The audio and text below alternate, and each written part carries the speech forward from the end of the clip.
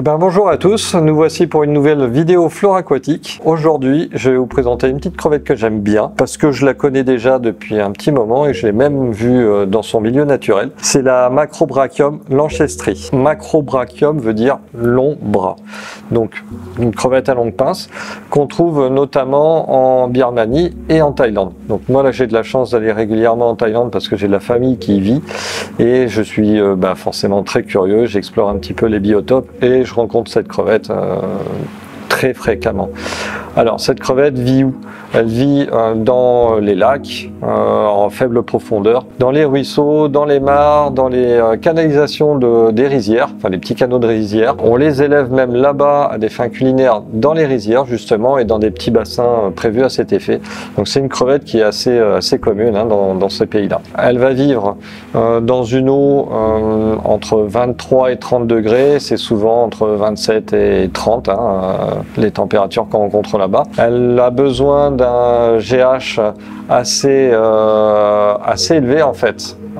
Il va être compris entre 5 et 20. L'idéal c'est d'être au-dessus de 12, entre 12 et 15. En termes de KH, c'est un minimum de 3. Le pH c'est assez variable, entre 6, 6,5 et 7,5. En fait ça va dépendre du biotope dans lequel elle vit.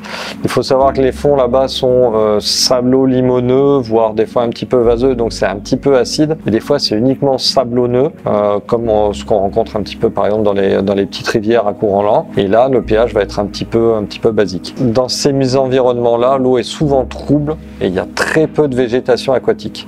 Donc c'est pour ça que j'ai fait un petit bac pour vous montrer un petit peu, un bac type biotope. Oui et non, vous allez vite comprendre pourquoi. Donc un fond sablonneux, du sable très fin. J'ai mis des galets, ce qu'on retrouvera aussi naturellement là-bas. Quelques feuilles. Alors, moi, j'ai pas de feuilles qui viennent d'Asie du Sud-Est, désolé.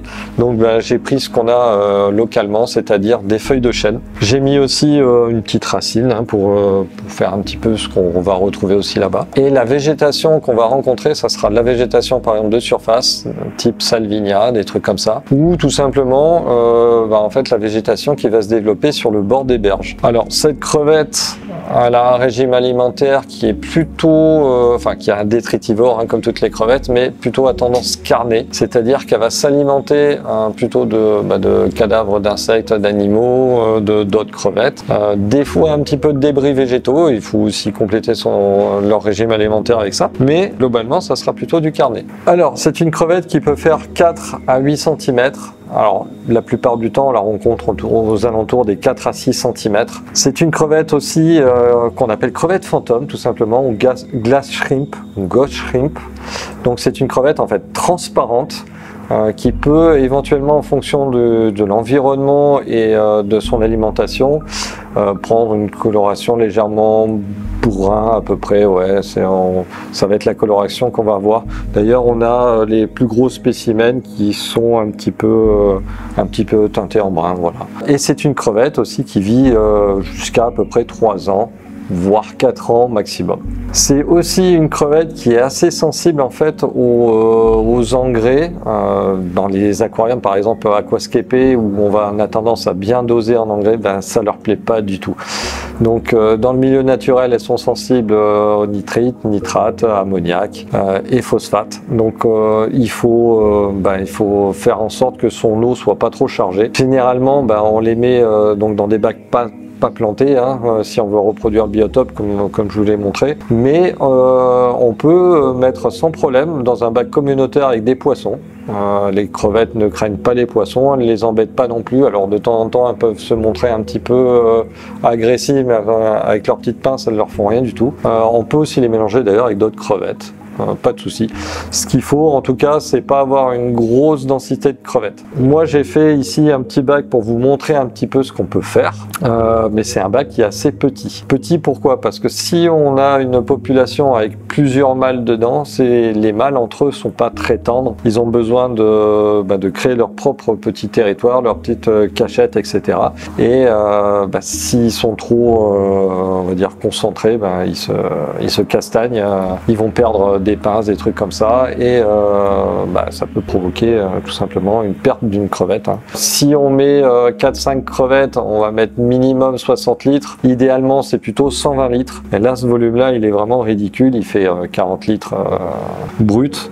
Là, c'est à titre démonstratif, mais mettez-les dans un aquarium plus grand. Et par exemple, dans un 60 litres, ouais, on met 4-5 individus. Je vous ai parlé de plusieurs mâles entre eux. Le problème de ces crevettes-là, c'est qu'en termes de sexage, c'est vachement compliqué. Il n'y a pas vraiment de dimorphisme sexuel très prononcé qui nous permet de dire oui, ça c'est un mâle, ça c'est une femelle. Dans la théorie, le mâle a un corps un petit peu moins épais que la femelle, la petite bosse qu'il y a sur le dos est un peu plus prononcée, les pinces sont un petit peu plus allongées. Par contre, le mâle est plus petit que la femelle. Donc quand vous avez des grands spécimens, ce sont des femelles et pas des mâles. Mais ça, c'est dans la théorie. Dans la pratique, demain, vous me dites je veux 2 mâles et 2 femelles. Je vais pas... Les grosses, ça sera sûr, ça sera des femelles. Mais les petites, je suis pas sûr que vous donnez un mâle tout simplement. Donc le sexage, nous, ça sera pas possible de le faire. Donc quand vous prenez ces crevettes-là, vous prenez un bac, c'est à dédier dans un bac assez grand. Comme ça, au moins, il n'y a pas de souci. Vous prenez une colonie et il y aura forcément des mâles dedans et forcément des femelles et vous pourrez avoir de la reproduction. En termes de reproduction, il faut savoir que cette macrobrachium, c'est une des rares macrobrachium dont le cycle de reproduction se fait 100% en eau douce. La plupart ont besoin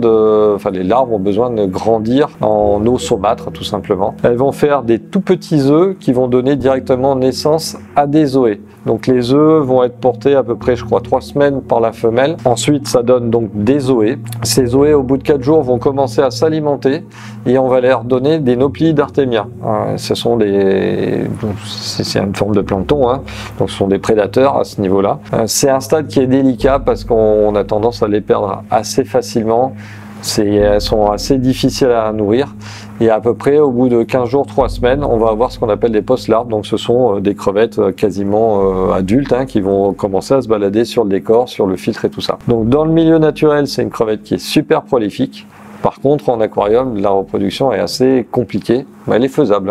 Pour faire cette reproduction, il faut d'abord que l'eau soit assez dure, donc un GH au-dessus de 12 impérativement et une température entre 28 et 29, voire 30 degrés. Autre chose, quand vous avez, si jamais vous avez, nous on a une femelle grainée, elle va pas tarder à donner des zoées.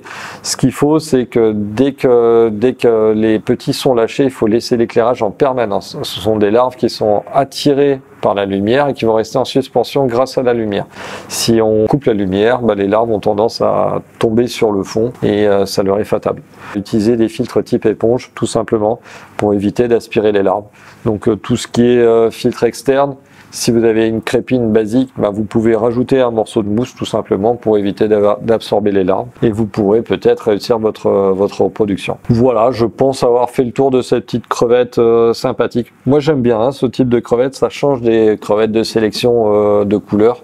C'est très beau les crevettes de couleur, il n'y a pas de problème, mais j'adore les crevettes de forme sauvage avec un comportement un petit peu plus atypique. Elles sont pas très agressives en fait, c'est même des crevettes assez paisibles, mais entre mâles elles se font un petit peu la misère. Après, ce sont des crevettes assez paisibles. Nous, on en a pas mal dans la shrimp. Et franchement, tant qu'elles ont de quoi s'abriter, elles sont un comportement super sympa. Après, moi, j'aime bien la forme et tout ça. Après, c'est des goûts perso, ça se discute pas. Au nourrissage, elles sont des fois un petit peu agressives. Alors, à force de les nourrir au même endroit, de la même manière, à la même heure, vous avez les crevettes qui montent carrément jusqu'à venir vous choper la nourriture dans les doigts. Elles ont pas peur. Donc, c'est assez fun. Voilà. Et écoutez, il n'y a plus qu'à vous dire à bientôt, tout simplement. Le mercredi et le dimanche, je rigole parce que Greg n'aime pas du tout le tout simplement. J'ai aussi remplacé un bien sur la fin, donc ça me fait plaisir. Voilà, abonnez-vous si vous n'êtes pas abonné et puis à bientôt.